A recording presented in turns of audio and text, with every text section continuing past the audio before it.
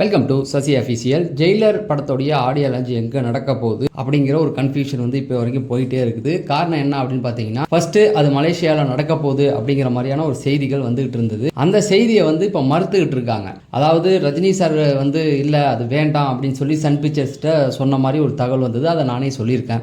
அது என்ன அப்படின்னு பார்த்தீங்கன்னா, அப்படி வச்சா இப்போ ஜனநாயகனுக்கு போட்டியாக நம்ம வச்ச மாதிரி ஆகிடும், அதனால் அது வேண்டாம் அப்படின்னு சொல்லி ரஜினி சார் ஒரு முடிவை எடுத்திருந்ததா சொன்னாங்க. ஏன்னா ரஜினி சார் வந்து சிஎம்க்கு வாழ்த்து சொல்லும் பொழுதே இந்த பிரச்சனையை முடிச்சிடணும், தேவையில்லாமல் அரசியல் களங்களுக்கெல்லாம் நம்ம போக வேண்டாம் அப்படிங்கிறதுக்காக தான் அவருக்கு வாழ்த்தையே சொல்லி முடிச்சு விட்டார். ஜெயிலர் 2 ஆடியோ லான்ச்சை வந்து நம்ம மலேசியாவில் வச்சோம்னா அது போட்டியாக வச்ச மாதிரி ஆயிரும், நிறைய பிரச்சனைகள் வந்துடும் அப்படின்னு சொல்லி தான் அதை தடுத்ததாக சொல்லப்பட்டுச்சு. ஆனால் இப்போ அதுக்கு வேற ஒரு ரீசன் சொல்கிறாங்க. என்ன அப்படின்னு பார்த்தீங்கன்னா, ஜனநாயகன் ஆடியோ லான்ச் நடந்த அதே இடத்துல ஜெயிலர் 2 ஆடியோ லான்ச் வைக்க வேணாம் அப்படின்னு சொல்லி சன் பிக்சர்ஸ் சார்ந்த ஒரு சிலர் சொல்லியிருக்காங்க. அதுக்கு ரீசனாக என்ன சொல்லியிருக்காங்க அப்படின்னா, அந்த இடத்துல ஆடியோ லான்ச் வச்சாங்க, ஆனால் அந்த படம் ஓடலை, அது வந்து சென்டிமெண்ட்டாக அந்த இடம் ஒர்க் அவுட் ஆகலை, நம்மளுடைய படத்தையும் நம்ம அங்கே கொண்டு போக வேணாம் அப்படின்னு சொல்லி சன் பிக்சர்ஸுக்கு வேண்டியவர்கள் வந்து சொல்லியிருக்காங்களாம். இதை சன் பிக்சர்ஸ் ரஜினி சார்கிட்ட கொண்டு போயிருக்காங்களாம். அதாவது அந்த இடம் ராசி இல்லை, அங்கே ஆடியோ லான்ச் வச்சு ஜனநாயகன் படம் வந்து பெரிய அளவு மொக்க வாங்கிடுச்சு, படம் ரிலீஸ் ஆகலை, அதுக்கப்புறம் தேட்டருக்கு வரதுக்கு முடிய நெட்டில் வந்துருச்சு, வசூலும் பெரிய அளவில் இல்லை அப்படிங்கிறத வந்து சொல்லி அது ராசி இல்லை, அது வேண்டாம் அப்படின்னு சொல்லி. ஏன்னா ரஜினி சார் கொஞ்சம் சென்டிமெண்ட் பார்ப்பாங்கன்னு எல்லாருக்குமே தெரியும். அது இல்லாமல் அதுக்கு ஆல்டர்னேட்டிவாக ஒரு சில ஐடியாக்கள் கொடுத்துருக்காங்க. ரஜினி சார் வந்து சென்னையில் வைக்கலாம் அப்படின்னு சொன்னதுக்கு, சென்னையில் வச்சா தேவையில்லாத பிரச்சனைகள் வரும். ஏன்னா ஒரு பக்கம் சன்னுனாவே தெரியும், அது டிஎம்கே சார்ந்த ஒரு நிறுவனம் அப்படிங்கிறது எல்லாருக்கும் தெரியும். ரெண்டாவது ரஜினி சார் கூட ஒரு ஈகோ இருக்குது விஜய் அவர்களுக்கு, அதனால் ஏதாவது ஒரு பிரச்சனை வரும், ஆடியோ லான்ச்சுக்கு பர்மிஷன் தரமாட்டாங்க, தேவையில்லாத குழப்பத்தை விளைவிப்பாங்க. அது இல்லாமல் ஏற்கனவே விஜய் ஃபேன்ஸ் எல்லாம் வந்து ரொம்ப ஆடுவாங்க அவர் நடிகராக இருந்தபோது. இப்போ சிஎம்மாக வேறு ஆகிட்டாங்க இல்லையா, கொஞ்சம் ஓவராக ஒரு ஆட்டத்தை போட்டு தான் காமிப்பாங்க.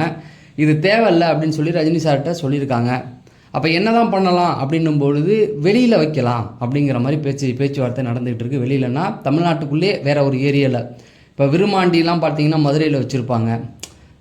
அப்படியே ஒரு சில படங்கள் கருப்பெல்லாம் வந்து மதுரையில் தான் வச்சாங்க. அந்த மாதிரி ஒரு சில விஷயங்களுக்காக நம்ம வெளியில் கொண்டு போனால் நல்லாயிருக்கும் அப்படின்னும் போது ரஜினி சார் ஒரு யோசனையில் இருக்கிறதா சொல்கிறாங்க. ஏன்னா ரஜினி சார் இங்கேருந்து வெளியில் கிளம்பி வர்றது பிரச்சனை இல்லை, ரசிகர்கள் கூட்டம் எவ்வளோ வரும்னு உங்களுக்கே தெரியும்.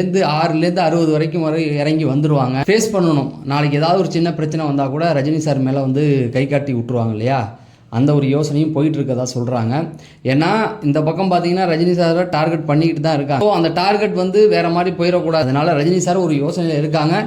ஜெயிலர் 2 ஆடியோ லான்ச் எந்த மாதிரி நடக்க போகுது அப்படிங்கிறது மிகப்பெரிய ஒரு கேள்வி. அது மட்டும் இல்லாமல் ஜெயிலர் படத்துக்கு தான் காக்காக்களுக்கு கதை சொன்னாங்க. அதுக்கப்புறம் ஜெயிலர் 2 வந்ததுக்கப்புறம் நிறைய தாக்குதலுக்கு உள்ளாக்கப்பட்டிருக்கார் ரஜினி சார், அது உங்களுக்கே தெரியும். அதுவும் கடந்த ஒரு 3 மாதமாக அவர் எவ்வளோ பாடுபடுத்திக்கிட்டு இருக்காங்கன்னு உங்களுக்கு நல்லாவே தெரியும். இதுக்கெல்லாம் பதிலடி கொடுப்பார், பயந்து போகிறவர் கிடையாது, அது எல்லாருக்குமே தெரியும். ரஜினி சார் ஜெயலலிதாவே ஏற்று பார்த்தவர், மற்றவங்க என்ன, அதனால் பதிலடி கொடுப்பாரு. எந்த மாதிரி கதை சொல்ல போகிறாரு அப்படின்னு சொல்லி எல்லாருமே ஆர்வமாக எதிர்பார்த்துக்கிட்டு இருக்காங்க. ஆடியோ லான்ச்சில் ஒரு தரமான கதை இருக்கும் அப்படிங்கிற மாதிரி செய்திகள் வருது. நீங்கள் பாருங்கள், வெயிட் பண்ணி பார்ப்போம் அப்படிங்கிறது தான். இப்போ ஜனநாயகனுடைய வசூலை அள்ளி போட்டிருக்காங்க. அது ஒரு இடத்துல போடலைங்க, பல இடங்களில் போடுறாங்க, பல இடங்களில் பல விதமாக போடுறாங்க. ஒருத்தவன் 240, ஒருத்தவன் 260, ஒருத்தவன் 300, இப்படி அள்ளி தெளிச்சு விட்டுக்கிட்டு இருக்காங்க. ஆனால் ஒருத்து என்ன அப்படின்னு பார்த்தீங்கன்னா 200 கோடிக்குள்ளே தான் அதோடைய வசூல் அப்படிங்கிறது எல்லாருக்குமே தெரிஞ்சு போச்சு. இதை வந்து இவனுங்க வேணுக்குன்னு எப்படின்னா ஓட்டுறாங்க. நீங்கள் ஜனநாயகம் நடக்கிற தேட்டருக்கு போய் பார்த்தீங்கன்னா அங்கே கூட்டமே இருக்காது, சும்மா கணக்கு காமிக்கணும் அப்படிங்கிறதுக்காக ஓட்டிக்கிட்டு இருக்காங்க. ஏன்னா நகராட்சி வழியாக அவங்களுக்கு பெனிஃபிட் வரும் ஓட்டுறவங்களுக்கு. ஏன்னா அதுவும் வந்து உள்துறை அமைச்சகத்தோட கண்ட்ரோலில் இருக்குதுன்னு நினைக்கிறேன், எந்த சரியாக தெரியல. அதனால் ஓட்டுனா உனக்கு ஏதோ ஒரு கமிஷன், ஏதோ ஒரு லாபம், ஏதோ ஒரு பெனிஃபிட் வந்துடும் அப்படிங்கிறது தான். இதை ஒரு 50 நாள் ஓட்டுவாங்க, நான் முதல்லே சொல்லிட்டேன். அஃபீஷியலாக அவன் கருத்து சொல்கிறேன்னா ஒவ்வொருத்தரும் ஒரு கருத்து சொல்லிக்கிட்டு இருக்காங்க. இது வீம்புக்குனே பண்ணுற மாதிரி தான். பல படங்கள் பார்த்துட்டோம், பல படங்களுக்கு இதே நிலவரம் தான் பண்ணுவாங்க. அந்த படம் வந்தப்போ அது ஓகோ சுறாலாம் அப்படி இருக்குது இப்படி இருக்குன்னாங்க, இப்போ சொல்கிறாங்க அது ஊற்றிக்கிச்சின்னு. இப்போ அந்த மாதிரி தான் பண்ணுவாங்க. இப்போ அந்த படம் ஓகம்பாங்க, இன்னும் ஒரு 10 வருஷம் கழிச்சு அது கடைசி படம் சரியாக போடுங்க, பெரிய வசூல்லாம் இல்லைங்க. அப்படி தான் இவனுடைய நிலைமை நல்லா தெரியும். அதான் நான் ஏற்கனவே சொல்லிட்டேன், தமிழ்நாட்டில் ஒரே ஒரு நடிகருக்கு மட்டும்தான் தன்னை ப்ரூவ் பண்ணணுன்ற ஒரு நிலைமை இருக்குது, அது விஜய் அவர்களுக்கு மட்டும்தான். இப்போ சிஎம் ஆகிட்டாப்புல, மற்ற எந்த நடிகனுமே பார்த்து தன்னை ப்ரூவ் பண்ண மாட்டான், ஃப்ளாப்னா ஃப்ளாப்னுட்டு போயிட்டே இருப்பாங்க. ஏன்னா இவருக்கு தான் எல்லாத்த விட ஒசந்தி அப்படின்றத காட்டிக்கிட்டே இருக்கணும் அந்த ஒரு மைண்ட் செட்டுக்கு அவர் வந்துட்டாப்புல. அதனால் ஒன்றும் பண்ண முடியாது. அதுக்கப்புறம் அஜித் அவர்கள் இப்போ போட்டு அடிச்சுக்கிட்டு இருக்காங்கல்ல, அஜித்தை எந்த அளவுக்கு அடிக்கணுமோ அடிக்கிறாங்க, ரஜினி அடிக்கிற அளவுக்கு. ஆனால் இன்றைக்கி அஜித் சந்திக்கிற ஒரு விஷயத்தை ஒரு 15 வருஷத்துக்கு முன்னாடியே ரஜினி அவர்கள் சந்தித்தாங்கன்னா அவங்களால நம்ப முடியுமா? அப்படி ஒரு கதை தான் இது. ஸோ ஃபஸ்ட்டு எடுத்தோன்னு இந்த டேர் டெவில் இந்த படம் வந்து அவர் எடுக்கிறாரு, அவருடைய ஒய்ஃப் தான் ப்ரொடியூசர். அதுக்கான ரீசன் தெளிவாகவே சொல்லிட்டாங்க. அவங்களுடைய ஒய்ஃபை வந்து எதுக்காக அது பண்ணுறாங்கன்னா, இவர் ஷூட்டிங் போகிறதுக்கு அப்புறம் பைக் ரேஸ் இது ரெண்டுத்துக்கும் போயிட்டு இருக்கறனால மற்றவங்களுக்கு கஷ்டத்தை கொடுத்துடக்கூடாதுன்னு போகிறாரு. ஆனால் இன்னமும் ஒரு சிலவங்க அவங்கள வந்து டார்கெட் பண்ணி அவரை தயாரிக்க ப்ரொடியூசர் இல்லை, அவர் படங்கள் ஓடாது, அப்படி அதே போல் பெரிய வியாபாரம் இல்லை, அஜித் மார்க்கெட் முடிஞ்சு போச்சு அப்படின்னு சொல்லி அஜித் அவர்களை தொடர்ந்து டார்கெட் பண்ணிக்கிட்டு இருக்காங்க. அந்த வலைபேச்சு பிஸ்னிமிலாம் என்ன அவ்வளோ இதுன்னு தெரில, அஜித் மேலே ரஜினி மேலெலாம் அவனுக்கு இவ்வளோ காண்டுன்னு அந்த அளவுக்கு வதந்திகளை அள்ளி தெளிக்கிறாங்க போட்டுக்கிட்டு. இத்தனைக்கும் அவனோ சேனலில் தான் போட்டு கொண்டாடுறாங்க. ஒன்று புரியவே மாட்டேங்குது. ஏன்னா அதே போல் அந்த ப்ளூ சட்டை மாறான் இவர் எல்லாமே இந்த அஜித் ரஜினி இவங்களெல்லாம் பிடிக்கவே பிடிக்காது. அந்த அளவுக்கு விமர்சனத்தை அள்ளி தள்ளுவாங்க. எல்லாம் அப்படி தான் தராங்க. ஒரு தேட்டர் உரிமையாளர் இப்போ பேசுகிறார், அது பேர் சொல்லக்கூடாது சேனல் பேர். அவர் என்ன சொல்கிறார் அப்படின்னா, அஜித் அவர்கள் வந்து நேர்மையான மனிதருங்க, அவர் வந்து வேறு யாரையுமே வந்து காயப்படுத்தக்கூடாது, தன்னால் லாஸ் வந்துடக்கூடாதுன்னு நினைக்கக்கூடியவர். அதனால தான் அவருடைய ஒய்ஃபை வச்சு இப்போ படம் பண்ணிக்கிட்டு இருக்காரு, அதாவது தயாரிப்பாளராக இறங்கியிருக்காரு அப்படின்னு சொல்லி. நீங்கள் உண்மையாகவே இந்த நிலமை வந்து ரஜினி சாருக்குமே இருந்தது. நீங்கள் பல பேருக்கு இது தெரியாது, என்னங்க ரஜினி சாருக்கு இப்படி இருந்ததானே. ஆமாம், பாபா படம் வந்தபோது இந்த நிலமை வந்தது. பாபா படம் வந்ததுக்கப்புறம் ரஜினி சார் மேலே தனிப்பட்ட தாக்குதல் பண்ணாங்க.